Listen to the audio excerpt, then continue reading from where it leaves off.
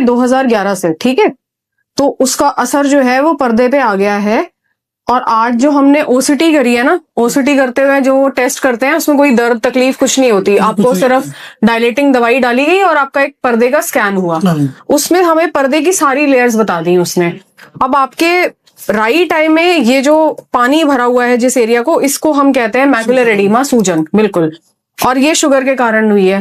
और जो आपकी लेफ्ट आई है उसमें हमारा जो फोवियल कंटूर हम बोलते हैं कि पर्दे में सेंट्रल एरिया जो है वो बिल्कुल एक डिप की तरह आना चाहिए, ये बिल्कुल एक नॉर्मल ओसीटी स्कैन की तरह आया है।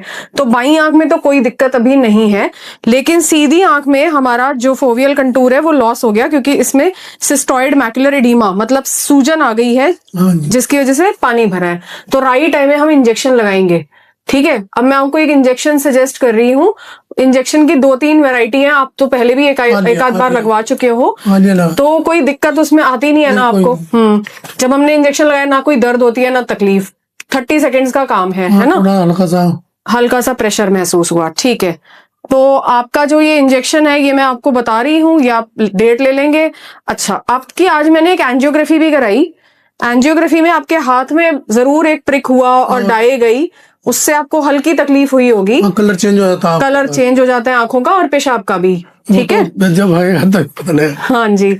तो इस टेस्ट से हमें ये जानकारी मिली है कि जितना हमने लेजर पहले किया था उतना काफी है और लेजर की आवश्यकता नहीं है, ठीक है। और ना ही कहीं एंजियोग्राफी में आपका कोई लीकेज आया है कि नस लीक कर रही है, तो हमारा ये काफी सेटिस्फैक्ट्री है।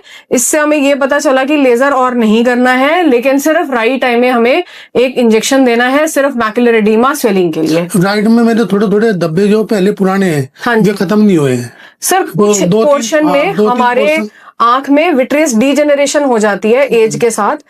जैसे कि बाल सफेद होते हैं वैसे हमारी जली भी थोड़ा एजिंग के इफेक्ट में आ जाती है। वो उड़ते हुए धब्बे एज फ्लोटर्स आपको नजर आएंगे, चलते फिरते प्लीज उनको इग्नोर करिए, ठीक है। उनके ऊपर ज्यादा आपको ध्यान नहीं देना, वो सबको दिखाई देते हैं एक एज के बाद, 70 के बाद तो बहुत लोगों को ये प्रॉब्लम रहती है। जो स्वेलिंग है उसकी वजह से हमारा बाद में रोशनी कम हो सकती है। मेरे को 10 दिन से हुआ लग। हाँ, वो आपने अच्छा फील किया कि आपकी रोशनी थोड़ी कम हो रही है। तो अब मैं आपको इंजेक्शन की डेट दे रही हूँ, ठीक है। ठीक। और इंजेक्शन से पहले आप अपना sugar, blood pressure, kidney function test सब कुछ एक बार लिख देती हूँ मैं, रिपीट करा लीजिए, अपने फिजिशियन को दिखा लीजिए, बिल्कुल, ठीक है। और से वो 3 महीने वाली भी शुगर की भी लिख दो। हाँ, वो HbA1c जो 3 महीने वाला होता है वो भी लिख रही हूँ। ये तो बाहर से कराना पड़ेगा। हाँ, ये आप कहीं से भी करा लेना, लिपिड प्रोफाइल भी करा लेना एक बार, बॉडी में तेल की मात्रा भी पता चल जाएगी, ठीक है। ये मेरे पैरों में दर्द रहता है, इसके लिए भी कोई हुआ नहीं?